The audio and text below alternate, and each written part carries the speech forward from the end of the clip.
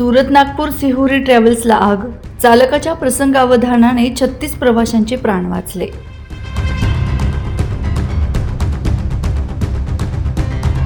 नवापूर एक्सप्रेसच्या पाठपुराव्याने परिवहन प्रशासन तात्काळ घटनास्थळी पर्यायी बसची व्यवस्था.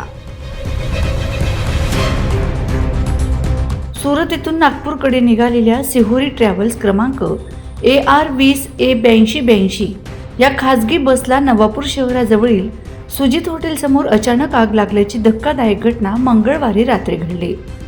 बसमध्ये झालेल्या शॉर्ट सर्किटमुळे आग लागल्याचे प्राथमिक तपासात समोर आले असून चालकाच्या प्रसंगावधानामुळे बसमधील 36 प्रवाशांचे प्राण थोडक्यात बचावलेत. मिळालेल्या माहितीनुसार रात्री सुमारे 10:30 वाजेच्या सुमारास बस नवापूर जवळील हॉटेल सुजितजवळ पोहोचत असताना चालकाच्या लक्षात आले की बसमधून धूर निघत आहे. परिस्थितीचे गांभीर्य ओळखून चालकाने तात्काळ बस रस्त्याच्या कडेला थांबवत प्रवाशांना खाली उतरवण्यास सुरुवात केली. बसमध्ये महिला, लहान मुलं आणि ज्येष्ठ नागरिक असल्याने काही क्षणासाठी घटनास्थळी भीतीचं वातावरण निर्माण झालं होतं. अनेक प्रवासी आपल्या लहान मुलांना घेऊन घाबरलेल्या अवस्थेत बस बाहेर पडताना दिसून आलेत.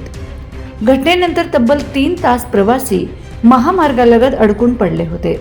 याच वेळी तिथून जात असलेल्या नवापूर एक्सप्रेसचे प्रतिनिधी मनोज बोरसे यांनी तात्काळ नवापूर पोलीस स्टेशन तसेच नंदुरबार प्रादेशिक परिवहन विभागाचे अधिकारी उत्तम जाधव यांच्याशी संपर्क साधून घटनेची माहिती दिली.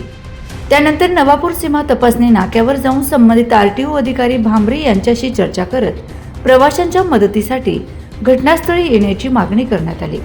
या पाठपुराव्यानंतर RTO अधिकारी भांबरे यांनी तातडीने ट्रॅव्हलच्या व्यवस्थापनाशी संपर्क साधून दुसऱ्या बसची व्यवस्था करून दिली. अखेर रात्री 1 वाजेच्या सुमारास सर्व प्रवाशांना पर्यायी बसने नागपूरकडे रवाना करण्यात आले.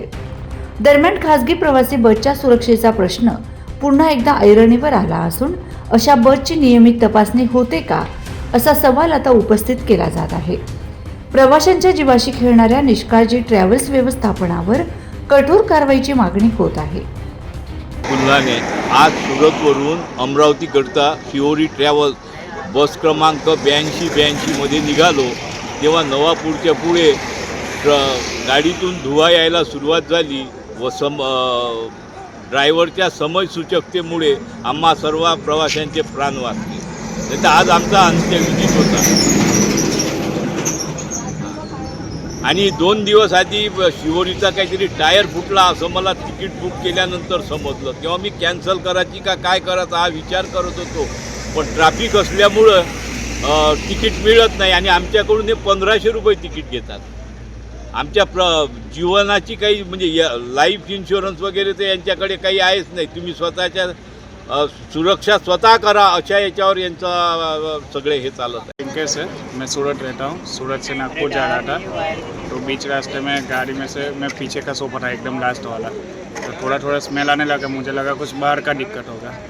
फिर ज़्यादा स्मेल आया तो गाड़ी का ड्राइवर को बोला हम कि कुछ ऐसा प्रॉब्लम आ रहा था. ड्राइवर ने गाड़ी रोककर उसका मसला हॉल कर दिया. नमस्कार, मी मोटर वाहन निरीक्षक अनुज भांबरे.